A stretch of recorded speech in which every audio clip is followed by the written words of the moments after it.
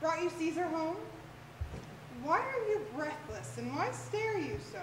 Are you not moved when the sway of the earth shakes like a thing unfurled? Oh, Cicero! But never till tonight, never till now, did I go through a tempest-dropping fire. Either there is civil strife in the heavens, or else the world, too saucy with the gods, incenses up to send destruction. Why, saw you anything more wonderful? A common slave, you know him well by sight, held up his left hand, which did flame and burn like 20 torches joined. And yet his hand, not sensible to fire, remained unscorched. Besides, I had not since put up my sword. Against the capital I met a lion, who went surlily by me without annoying me. I believe they are pretentious things, unto the climate they do point upon. Indeed, it is a strange disposed time, but men may construe things after their fashion, clean from the purpose of the things themselves. Go Caesar to the capital today. He doth, for he did bid Antonius send word to you he would be there tomorrow. Good night, then, Casca. This disturbed sky is not to walk in. Farewell, Cicero! Who's there? Ah, Roman! Casca by your voice. Your ear is good. Cassius, what a night is this? A very pleasing night to honest men. Whoever knew the heavens menace so? Why, those that have known the earth so full of faults. For my part, I have walked about the streets, submitting me unto the perilous night, and thus unbraced, Casca, as you see, have bared my bosom to the thunderstone. Put that away. And when the cross-blue lightning seemed to open the breast of heaven, I did present myself, even in the aim and very flash of it. But why for did you so much tempt the heavens? It is the part of men to fear and tremble when the most mighty God sends such dreadful tokens to astonish us. You are dull, Casca. And those sparks of life that should be in a Roman, you do want. Or else you use not. You look pale and gaze and put on fear and cast yourself in wonder to see the strange impatience of the heavens. But if you would consider the true cause, why all these things change from their natures, their ordinance, and preformed faculties to monstrous quality, why you shall find that heaven hath infused them with these spirits to make them instruments of fear and warning unto some monstrous state.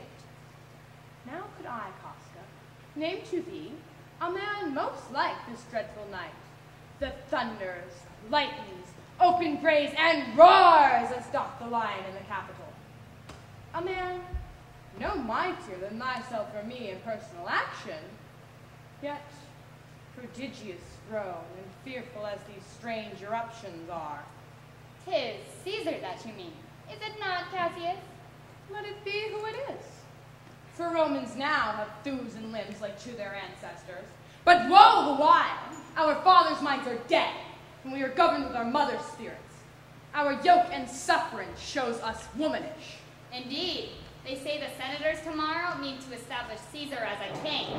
I know where I will wear my dagger then.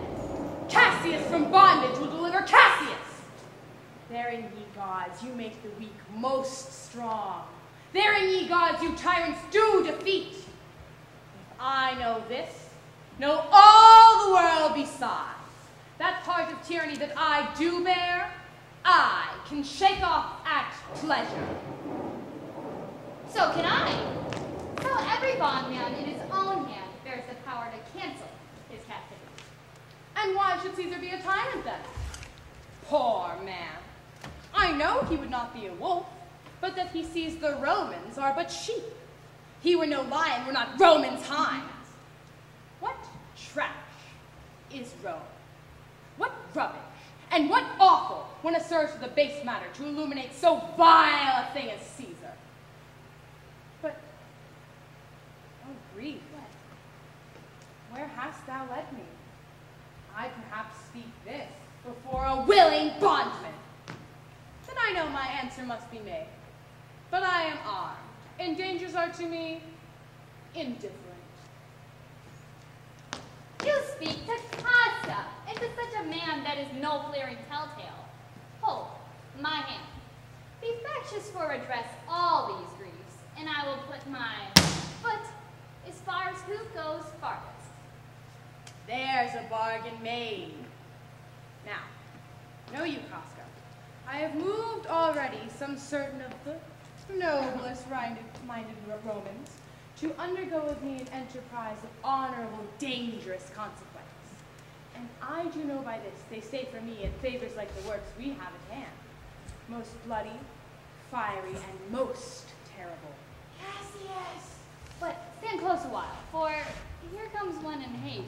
'Tis Cinna. I do know him by this gait. He is a friend. Cinna, where haste you so? What the find out you? Who's that? Metellus Cimber? No, it is Casca, one incorporate to our attempts. Am I not stayed for, Cinna? I'm glad on't. What a fearful night Yes. is this? There's 2 or 3 of us have seen such strange sights. Am I not stayed for? Tell me. Yes, you are. Oh, Cassius, if you could put wind and noble Brutus to our party. Be you content. Good, Cinna. Look you lay this in the praetor's chair, where Brutus may but find it. And throw this in at his window. Set this up with wax upon old Brutus' statue. All this done, repair to Pompey's porch, where you shall find us. Well, I will hie and so bestow these papers as you bade me. All this done, repair to Pompey's theater. Come, Casca. You and I will yet ere day see Brutus at his house. 3 parts of him is ours already, and the man entire upon the next encounter yields him ours. Oh, he sits high in all the people's hearts. And that which would appear offense in us, his continence, like riches alchemy, will change to virtue into worthiness. Him and his worth and our great need of him you have right well conceived. Let us go, for it is after midnight, and ere day we will awake him and be sure of him.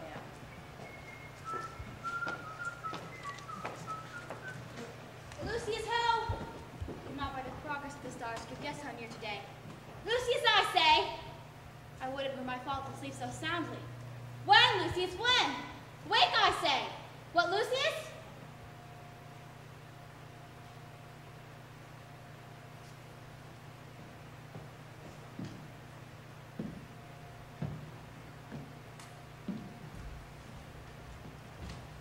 Lucius!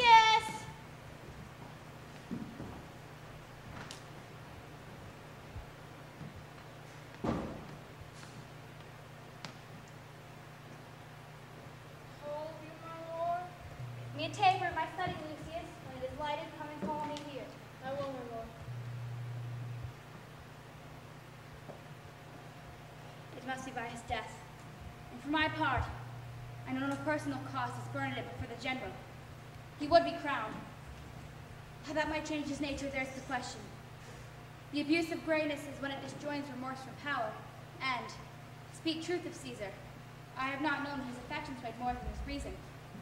But 'tis a common proof that lowliness is a young ambition's ladder, or to the climber upward turns his face, scorning the base degrees by which he did ascend. So Caesar may, unless he may prevent, and therefore think him as a serpent's egg, which, hatched, would as his kind grow mischievous and kill him in the shell. The taper burneth from your puzzles. Searched the window for a flint. I found this paper, thus sealed up, and I am sure it did not lie there when I went to bed. Get you to bed again, it is not day. Is not tomorrow void the Ides of March? I know not, sir. Look in the calendar and bring me word. I will. The exhalations whizzing in the air give so much light that I may read by them. Brutus, thou sleepest. Awake and see thyself. Shall Rome speak, strike me, dress? Brutus, thou sleepest, awake. Such instigations have been often dropped where I took them up. Am I entreated to speak and strike? O Rome, I make thee promise, if the redress will follow, thou receivest the full petition at the hand of Brutus. Sir, March is wasted 15 days. Go to the gate. Somebody knocks.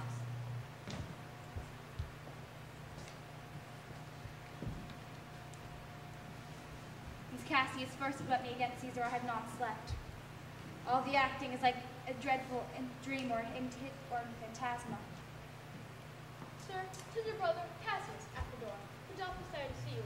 Is he alone? No, sir, there are more with him.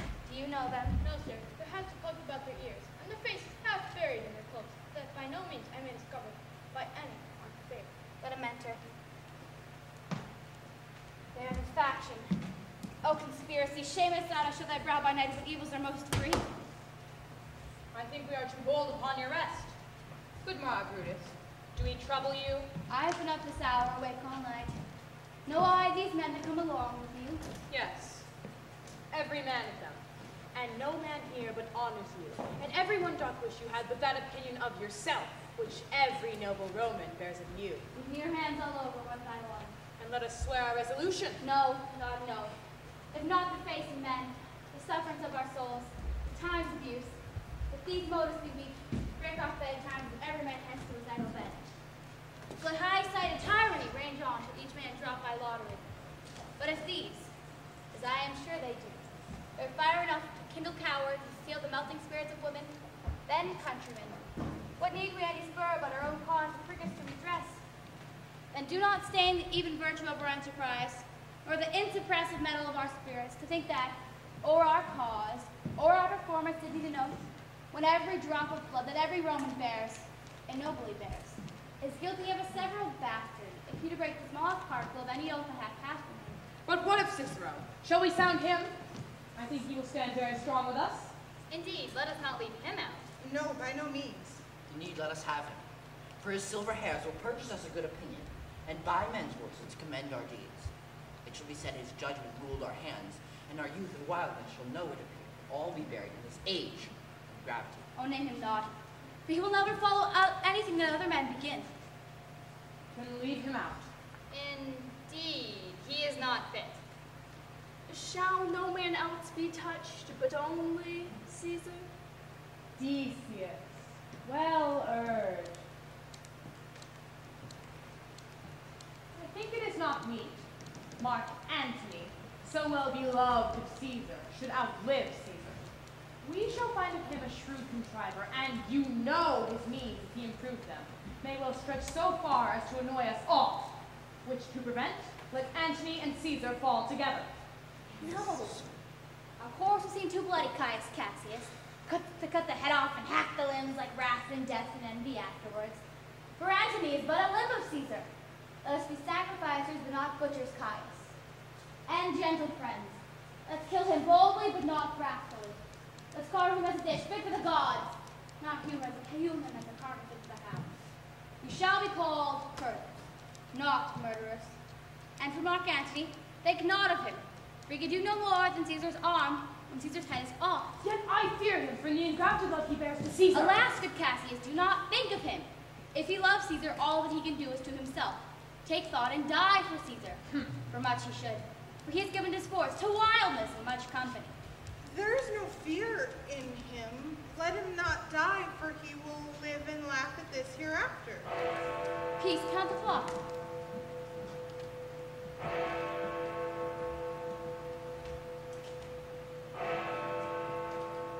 The clock is stricken 3. 'Tis time to part. But it is doubtful yet whether Caesar will come forth today or no, for he is superstitious grown of late.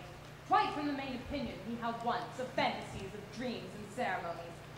It may be these apparent prodigies, the unaccustomed terror of this night, and the persuasion of his augurers may hold him from the capital today.